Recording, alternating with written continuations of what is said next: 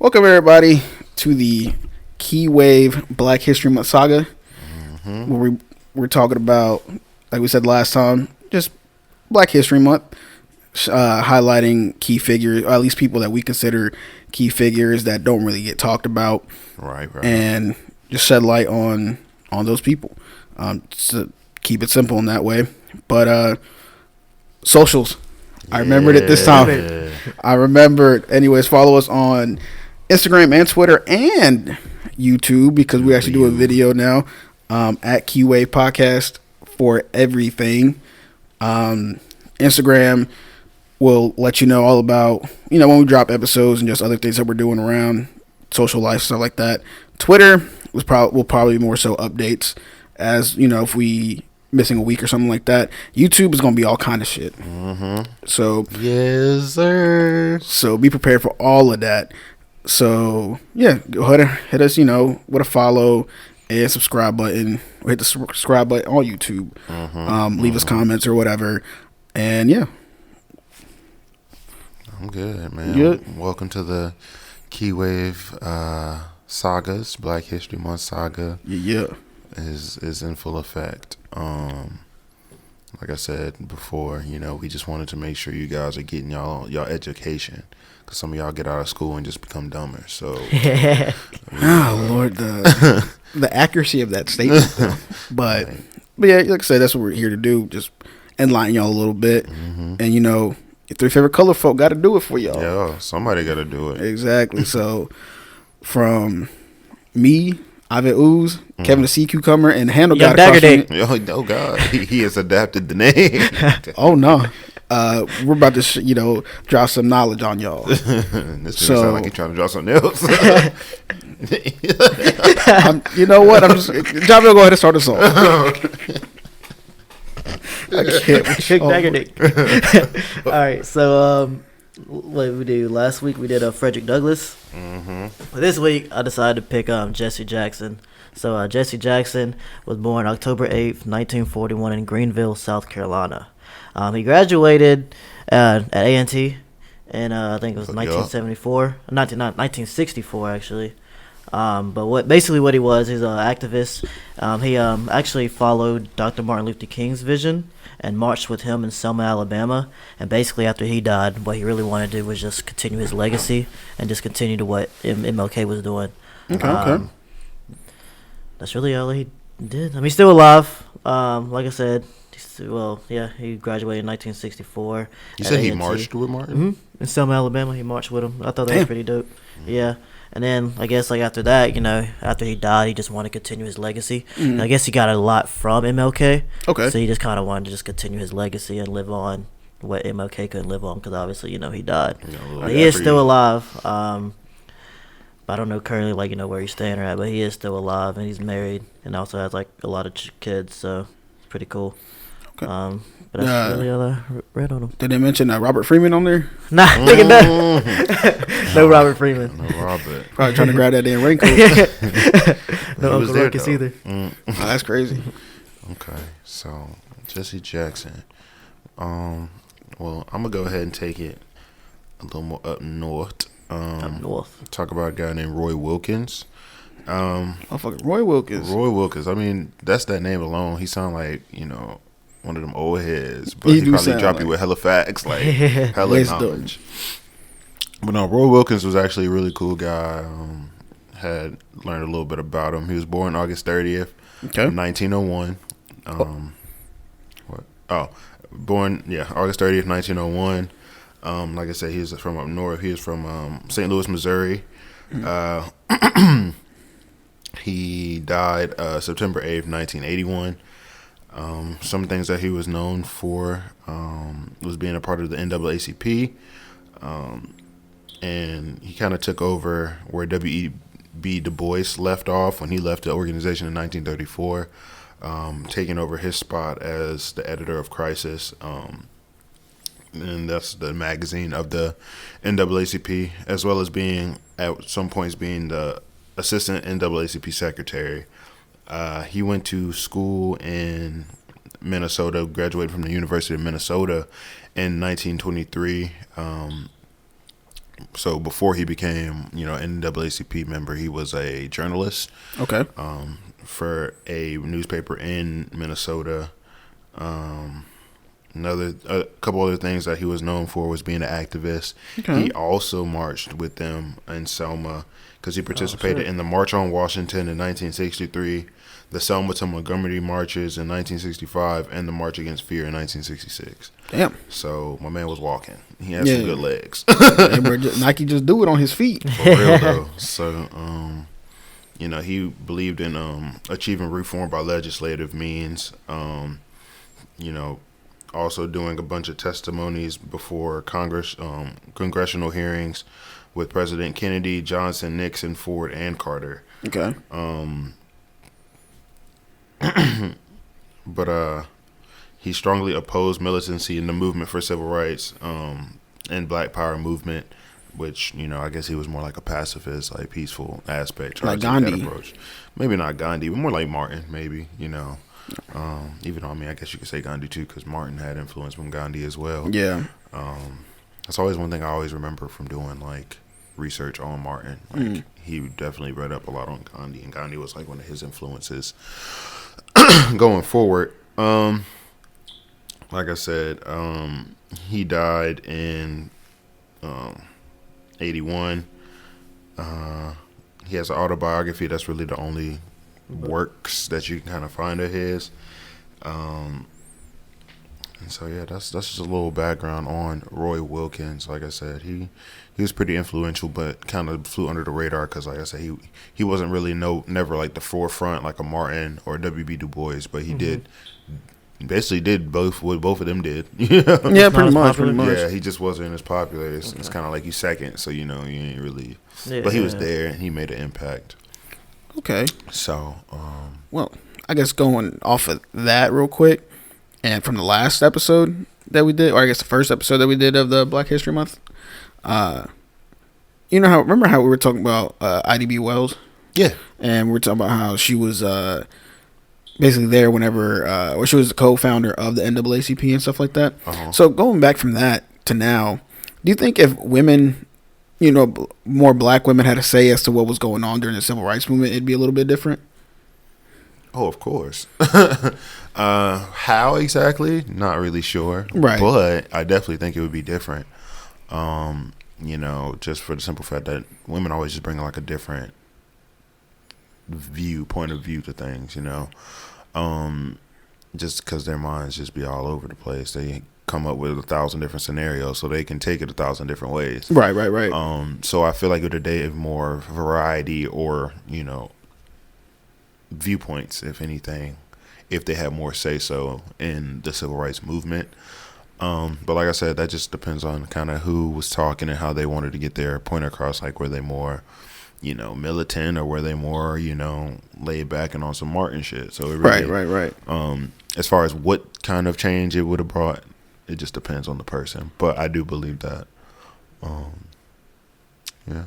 Do you think? Well, a follow-up question. Sorry. Do you think it would have led to further advancement in a smaller time frame? I don't know, man. Well, I guess because even going through the civil rights movement, there were still within that sect as well. There was also black men putting down black women, because that's just how it was. Men were putting down women in all communities, right? Right. So do you think because in my mind, I think that if they just would have worked more together, and men would have been, put women on equal footing, which should have been the whole thing, right? I think it would have led to further greater ideas. Yeah. As well as, I guess, more results in the same amount of time. You know what I'm saying? Yeah, I'm catching what you're trying to get at. I guess, like I said, it goes back to what ideas exactly were said, because I feel like women's opinions were still somewhat there, maybe not forefront or even as strong, but you gotta think, Martin had a strong black woman by his side, who I'm sure had a lot of input and ideas on how he should do things, what he should be doing. things like that, as well as just any other figure. So I feel like influence was more like indirect versus direct. Like you're saying, like having them more in the front. Like instead of when we talk about civil rights, we talk about men. Like there's like significant women that actually like, I guess not so much did things, not like in a Rosa Parks scene, but like talked and was more up front, like in like a Martin scene. Is that what you're trying to say? Like, essentially, yeah, but also behind the scenes where their opinions were more valued than what they actually were. Right. Then yeah, maybe. I mean, I'm not gonna sit here and say I don't believe it. Yeah, it's just like I said. It just really depends on what stances people took. Okay. In their opinions, like, you know, because every idea is a good idea. So just because we're getting more ideas from women, don't mean they're good ones. So no, not at all. But I mean, I think because you know, you go, I guess, throughout history where men have obviously all been rulers to an extent, right? Mm-hmm. Except in obviously like ancient civilizations where, you know, women were pharaohs or whatever the case may be. But you know, I guess I have a book with that, like time, like it just talks about different times where like women ruled and like things that they did. I never finished reading it, so I need to get back on that. But I thought it was pretty cool. So. But because you know, you got to think about it. Most of the time, you see a lot of parallels and similarities where in different eras where men ruled or whatever. Mm-hmm. So I always I always think, what if a woman was inserted here? Like how drastically different would things be? Oh yeah, because you know they have their own way of thinking, just like men do, right? And then just each individual as well. So I just kind of would like to, you know, always the what ifs. Like what if we would have, you know, put a woman in power at this point in time, right? Yeah, compared, you know what I'm saying? Like would things have been resolved a little bit better, or would things have still gone the way they did? Yeah, that makes sense. It's definitely something to think about. Yeah, like I said, that's just the thoughts of me. The thoughts in my head. Yeah, I understand. Yeah, like I said, it just all depends on how it's produced, how it's brought up. Honestly, at least that's what I think. Okay. So, yeah.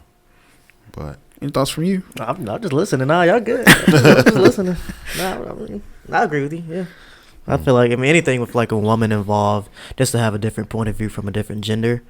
Obviously, I feel like women look at things a lot different than men. Mm-hmm. So I just feel like if having women more involved in something like that would have been a different outcome of how things turned out. I mean, obviously things turned out good, but you know, maybe it could have been a lot more smoother or like a lot more advancement. Exactly. Yeah. So I mean, just from a woman's perspective, I think it would have been a lot better. Yeah. But I feel like they're a lot more organized. Yeah. A lot more organized. They're a lot more. I just feel like stereotypes. I feel like it's just true, but like I feel like women are just a lot more organized than guys are. Yeah. You know what I mean? 100%. Yeah, for sure. So and they're like, I won't say more inclined to make shit happen, but like, I don't know, they do stand their ground on a lot of things. They do. You know, it's like guys will be like, let's do this, and they'll wait. You know what I mean? They'll wait before they do. I feel like women just like want to get right to the point and just do it to get it out the way. Yeah, especially when like serious situations. Yeah, exactly. I definitely ask them what they want to eat. They can't tell you, but at least where you want to go, I don't know. But you know, let them talk about something that they stand for. Or they in there. So obviously, if you listen to this, my question to you guys that are listening is, I want to know your opinion on the question that was previously asked. Basically, do you think if women had, or I guess their opinions were more valued during the civil rights movement, do you think there would have been more advancement, you know, in the same amount of time, or do you think we've had more advancement in a shorter period of time, right? Right. I would like to know your opinions on that. And then women, how come y'all never know what the hell y'all want to eat? This thing. I was not expecting him to go that way. So I need to answer on that too. That's two questions that I would like to get answered. But yeah, so like I said, that's just my thoughts on that, or I guess like my questions to those thoughts. Yeah. But I guess some background. Well, I guess this is because where did Wilkins go to college? He went to University of Minnesota, right? And then A&T, right? North Carolina A&T. If you're not from an HBCU and PWI. PWI. Okay, so the way we do things around here, we do things pretty structuredly, right? Yeah. So those were backgrounds because there's a prominent question going on in my head, right? And just like the last time when we had a conversation about the whole black community having like no unity within it, right? My next question to you guys is, why do black people that go to a HBCU put down people that go to a PWI? Jahvel, you want to go first, or you want me to go first? What you want to do? You want me to go? You got it. Cool. That's definitely a big debate that you hear a lot. Which I personally never really understood. I guess maybe because I haven't went to HBCU. When I was in college, I went to PWIs, East Carolina, UNCG. And speaking of UNCG, I remember that one year we were there, and Twitter was going crazy about it was like the UNCG versus A&T over the real blue and gold or the blue and yellow or something like that, And, people from A&T were just basically saying, black people at UNCG were kind of like sellouts, and like, how come you went over the train tracks to the PWI when, you had a good HBCU and you could have went to yada, yada, blah, blah, blah. There's always going to be some type of conflict and strife. There's always going to be somebody's opinion that's a little more radical. But to me, I never understood where this divide came from or stemmed from, or why it's even a thing. Like, right. Why can't we just be happy that we're in school? Like, and see, that's the way I always saw it too. Mind you, I never knew how much of a big thing this was until that time at UNCG or whatever. And I'm like, I never knew this was a debate to this magnitude, right? So, I obviously, I'm Hispanic, so I would have known the whole thing. Or at least how the severity of the situation at hand, right? Right.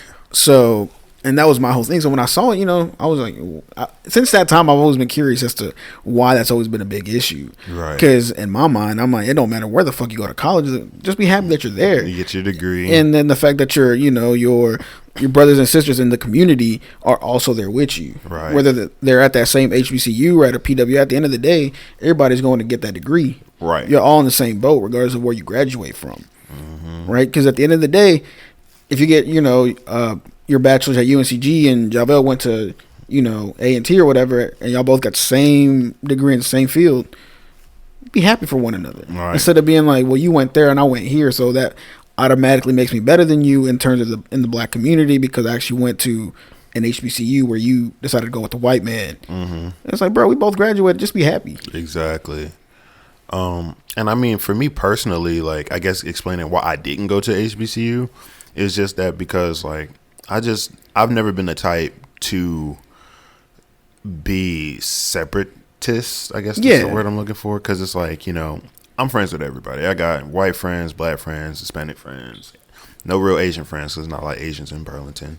Yeah, but, shit, if there was, I mean, I'd be cool with them too. Like, I always felt like, people's need to go to HBCU is, they feel like they want to get that black experience and things like that, which if that's what you want to go for, like, go forward. Like, I'm not, knocking that idea. But me personally, I never felt like that was necessary for me. Like, I come from a black household. I have black friends. Like, I lived the black man plight. Like, I have enough black experience. And just because I don't go to HBCU doesn't mean I don't know black people from HBCUs or things like that, or I can't mix with people from HBCUs. So I never felt like it was necessary for me to fully emerge. And then on top of that, like, I guess around the time when I was, looking at schools, I did tour A&T because, I mean, it's right there. Of course, you're going to look at it. You want to see what's going on.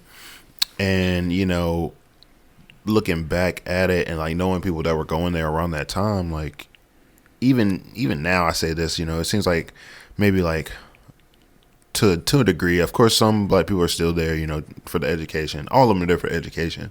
But I feel like some of the pride, and not really pride, but, like, the historical significance. Significance is kind of lacking as far as what they're doing with the schools, you know what I'm saying? So it's like a lot of people are going there because of the history, but nobody's trying to make history now. Like, what I'm saying? It's just like, I just want to go to HBCU so I can be around black people.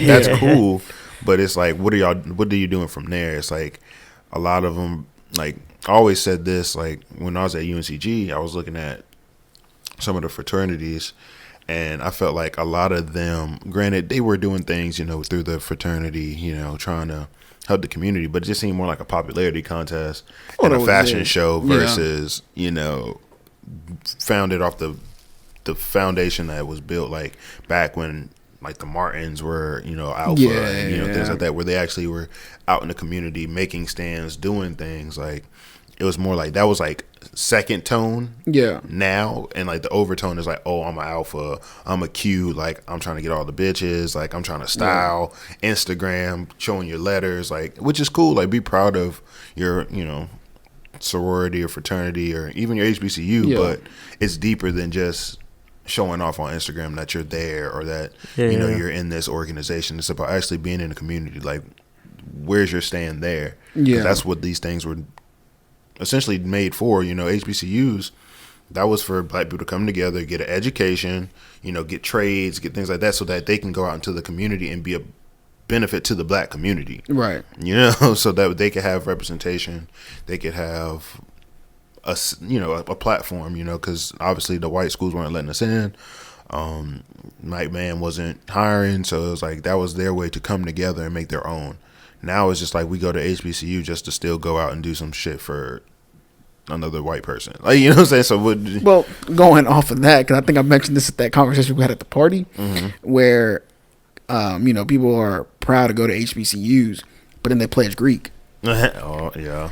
Right? Yeah. And that was my whole notion as well. I'm like, how you going to be, go to the, I guess, pledge Greek, that's, to me, a white man's idea, right? And then be proud to go to a HBCU and then be proud to be this. Yeah. You see what I'm saying? Yeah. Like, look, I'm not hating for you being in one. Yeah. But also think about the idea and the roots of everything, right? Yeah. So that was my whole thing too. Because I'm like, if they were HBCU, granted, I don't know. Obviously, we weren't there at the founding of these schools. Right. But, I would think as, like, going forward, there would be more fraternities, sororities, maybe, more delved into the actual roots of what HBCUs are about. Right. So they make their own thing, not copy what PWIs were doing. Right, right. And like I said, that I still, at least at this point now, I think that's a good idea. I know I had said at the party, I kind of, did a little bit of research on it prior, and I was just saying how, it's really just more so for them to get the same funding as, those white Greek organizations. You can't say that, the white fraternity that's pledging Greek can get this money, but the black one can't. Right. And without it being, obviously race. So it's like they went by the white man's rules to get the, right, get the resources, Yeah. But now I definitely feel like going back to what I said before, this is a perfect time for black people to really re-identify who we are and what we want to do. Yeah. So if we really wanted to make a stand, like, start up our own, I guess, like, sororities. But see, going back to what you were saying about the whole, black people going to HBCU just to be more black people, not necessarily with the Martins and what they did, right? Or whatever the case may be. I think it's been a lot of, there's so much conformity in this world, or HBCUs, but there's not enough revolutionaries or like revolutionary minds that go there either. Yeah. I thought you said that. That was dope. Yeah. Because, if you want to make a change, you got to be a revolutionary. Exactly. Right? And the fact that there isn't any new ideas being presented to push forward anything, at least anything to a grand scale. Right, right. I think says a lot too of the, I guess, the mindset that people have when they go to these HBCUs. Right.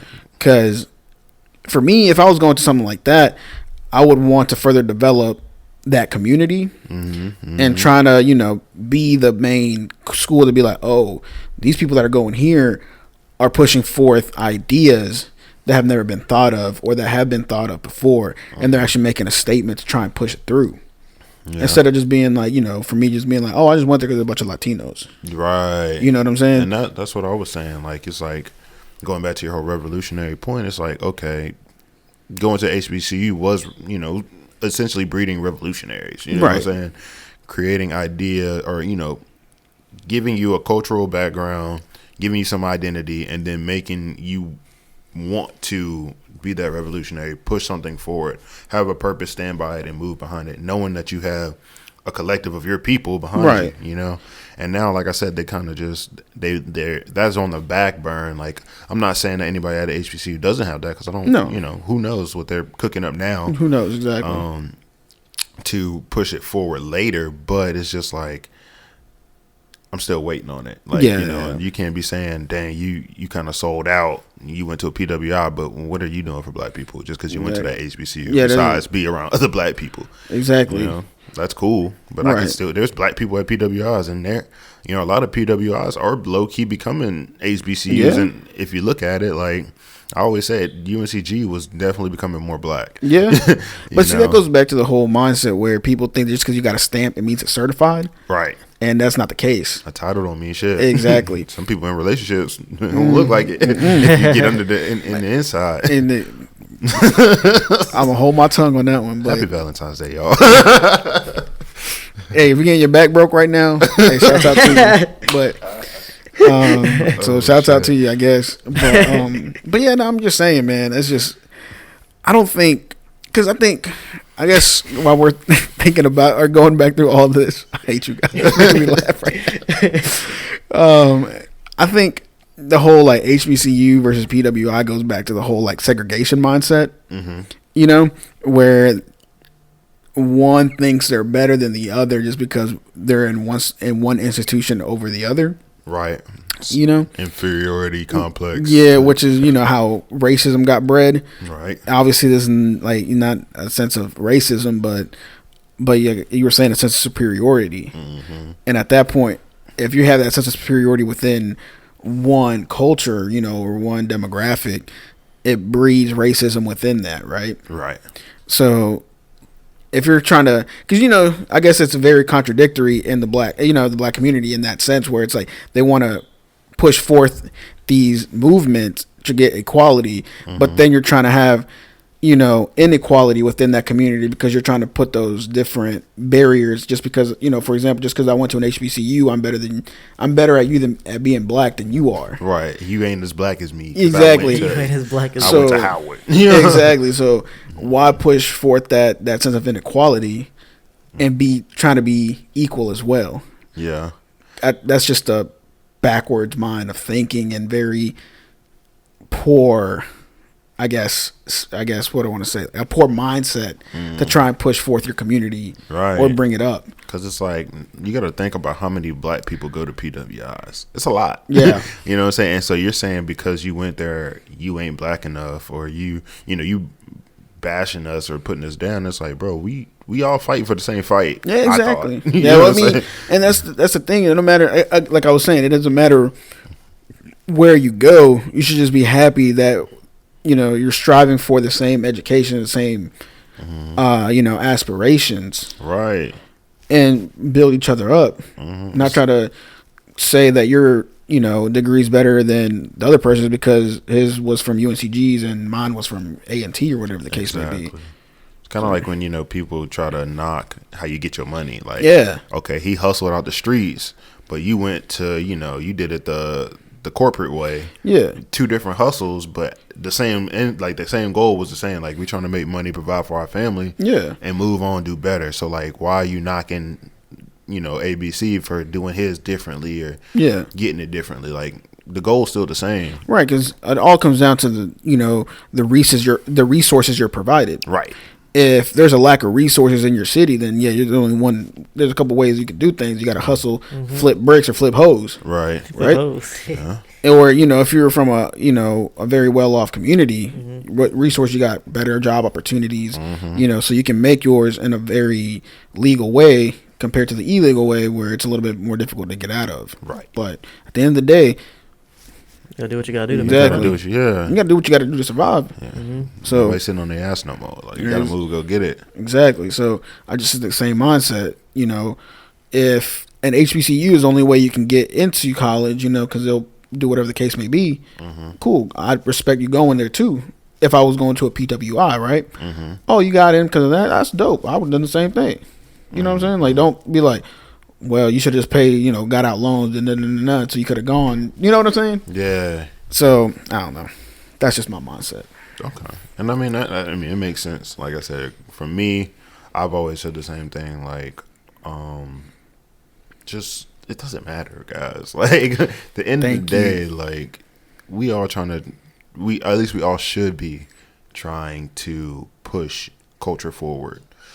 Push for, like I said, our seat to be at the table, our voice to be heard, our things to, be pushed forward. Because my thing is, like, there's a bunch of people going to HBCUs, they all, or I guess, yeah, go to HBCUs instead of, like I said, go and work for a white person or, go back and do the same. Like, it doesn't really get them that far ahead because they end up just coming back to the, society anyways. Like, so you had a black experience, quote unquote, but then you came back over here. So it's like, I mean, I feel it. I'm glad you had that, but you ain't no different from me with the PWI, Yeah, but and then another thing too, because I always think, right now with the I guess the whole world at hand, right? Or I guess within the United States, I think black people are the forefront of the minority movement.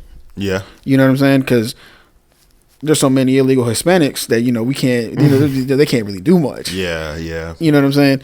But so I think it really has to be one of those things where I think the black community needs to also think about the generations coming up as well as the other minority groups you know what I'm saying? Yeah. Because whatever happens with you guys is going to dictate what happens with other minorities as well. Facts. So just because, that's scary. So just because y'all are the forefront, make sure y'all are also the model of that forefront that you want to have the younger generation be. Right. As well as other, be an example for the other communities as well. Right. Because if you're doing things in a way where it's like y'all only looking out for yourselves and putting down everything else, then whenever the next people that come up do the same thing and scrap y'all to the side, what's the point? Right. Bring other people up with you. Right. And then, exactly. Make more leaders, not followers. Right. And that's just the way I think about it. Well, I mean, I like that. I think that's a really good case in point. Like, I guess what I'm trying to tie in and what I'm trying to say is, like, at the end of the day, PWI, HBCU, the end goal is to get into a higher place so that you can help black people anyways. Or just help people in general, even if you're not really sticking to just like the black people. But, if you are, and that's, your prerogative, you definitely should be doing something whether you went PWI or HBCU. Right. I just hate that, some people go to HBCUs and don't even do nothing for black people after, like, to a big degree. They just kind of get the degree and then, what are they, small and not really doing much with it. Right. So, that's the camera. So, whoops. So yeah, it's like if you're gonna go to HBCUs, or even I always say too, like, even if you went to PWI, you can still put, once you make it successful, make your money. Like, if you didn't go to HBCU, at least, put money into them. Help the fellow black kids that are going to come up after. Right. Like going back to your point of, helping the generation behind you.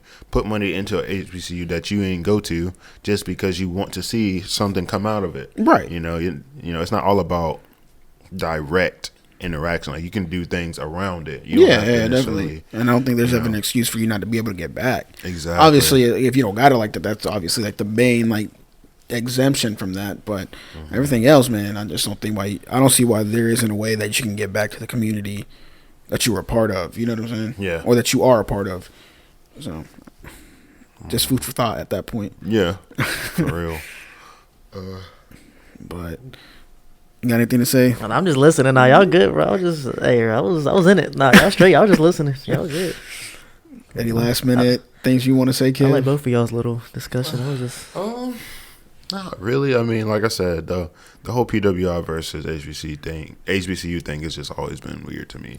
Like, it's just another reason for us to be separate. Like, as a black community, and I think it's dumb.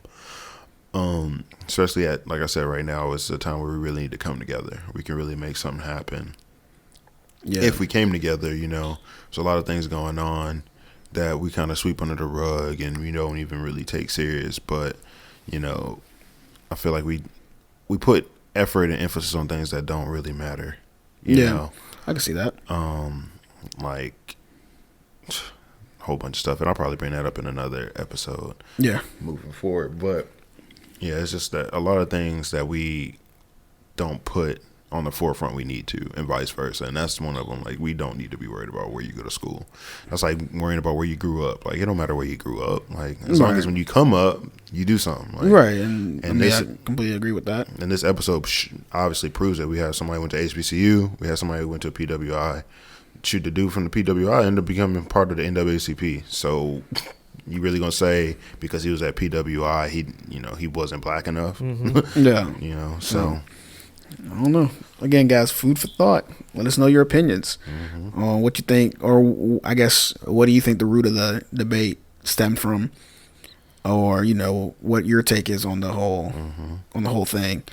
But any last minute comments, concerns, thoughts, guys? You. My man, they said that I said what I had to say. They left it out on the court. They said, I was listening. Like, y'all were good. I was just playing. My man said he was just here because he was like, hold on, what's going on? Yeah. I mean, that's like this y'all's little discussion I had at the party. So I was just go ahead, do your thing. Yeah, I was just listening. That was interesting. I like it. I was just listening. I feel it. But anyways, I think, like I said, I have nothing else to say. The homie said they done as well. But so I guess that does it from your boy Ivan G, K Will, the handle guy J Glow. That does it for us. Stay tuned next time to see what else we bring to the table. But as always, have a good day, evening, night, whenever the hell y'all listen to this. But we done. We got shit to do. So peace.